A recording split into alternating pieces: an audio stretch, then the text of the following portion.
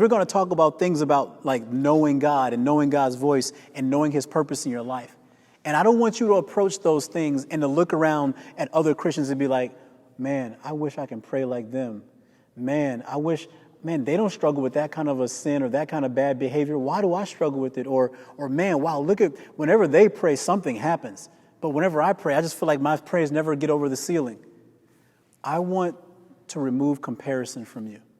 I don't want you to start in this journey of trying to be so good and so great and be a good Christian that you totally miss the opportunity to know God.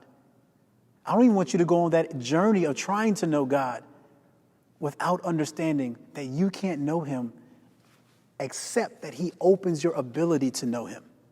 God is kind, and his kindness is here to give you power.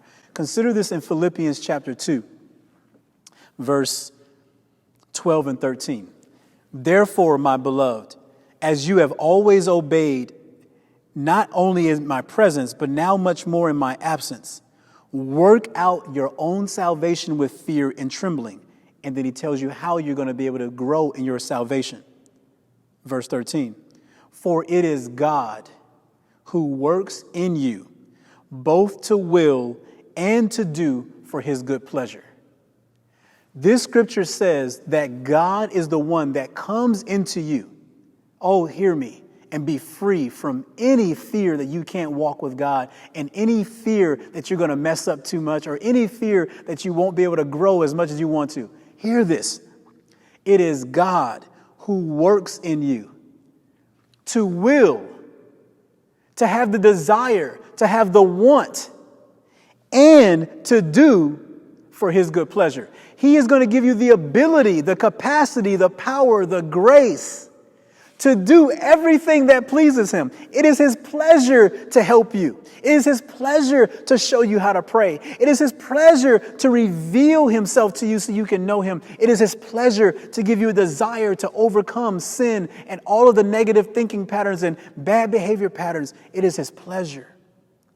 As we start out on this course, I want to anchor you in the foundation of God's greatest gift, which is his grace. Unless he turns on the light bulb, you cannot understand him.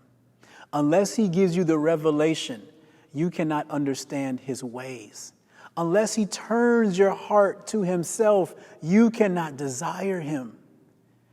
I am not saying this to condemn.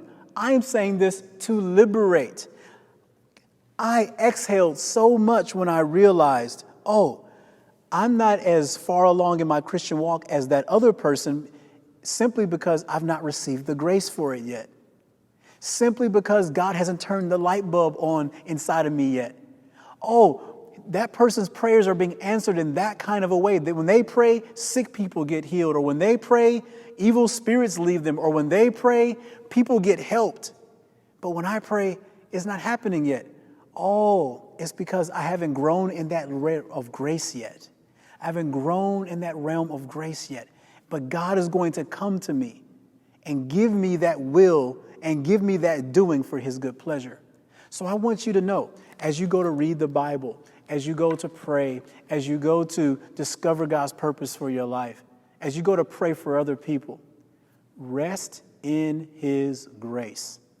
It is his grace that elevates you. Like, subscribe, and follow.